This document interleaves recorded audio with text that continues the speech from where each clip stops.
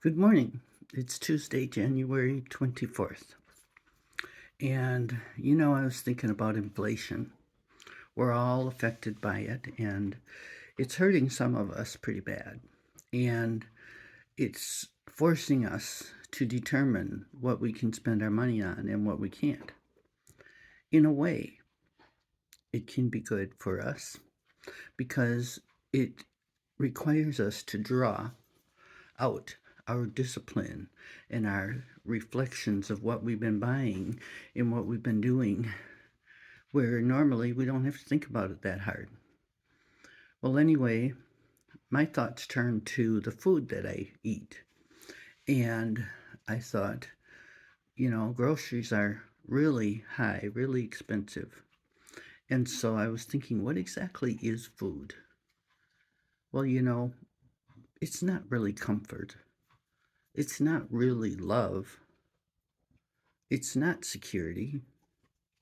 Food fuels my body, delivers our calories that we need and the nutrients so that our body can function.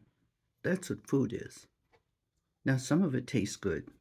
I mean, I'm a sweet tooth myself. I love chocolate and sweets for the taste. But really, if we have to cut down on our groceries, what is it that we want? What is it that we would aim for? And I wrote down my goal would be maximum nutrition at a minimum cost. And so, how would I get that? And um, and so I thought, okay, I need food to fuel my body, to acquire the necessary nutrients. It lowers my disease risk if it's good food. It increases longevity, and it promotes optimal mental and physical well-being.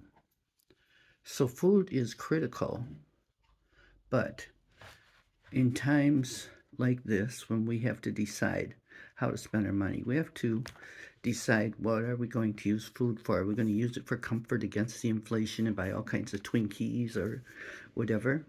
Or are we going to do this where we get maximum nutrition at a minimum cost?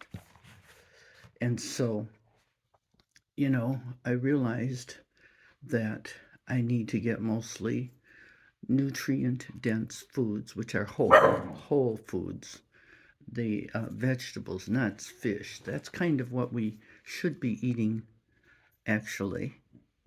And, and so we need to include a variety of nutrients, um, nutrient dense whole foods in our diet, taking care to severely limit ultra processed foods. And yes, I am getting this out of an article written by Julian Kabbalah. And I realized, just like everything else, when you go to the doctor and he tells you you have to take these pills for your health, you do it, right? You take these pills and you take them, make sure that you take them on time and at the right point, or anything else that we're supposed to do. But somehow our food has gotten off track. And so food should be a priority, just like taking pills. But it shouldn't be what tastes good, what comforts me, what makes me feel secure. It should be something that takes care of me, fuels my body, makes me feel better, makes me do better. And so she also said something very good. She said, um, let's see, she said it's not, calories are important, but you shouldn't make calories the number one priority. You should make nutrients the number one priority. And so you kind of aim for the calories, but at the same time, the nutrients are more important, the real nutrients.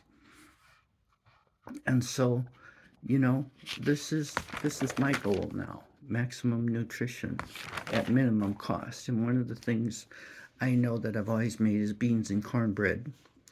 I got that down from Texas, and beans are like high protein. zero fat, unless I put some fat in there. And, and it's cheap.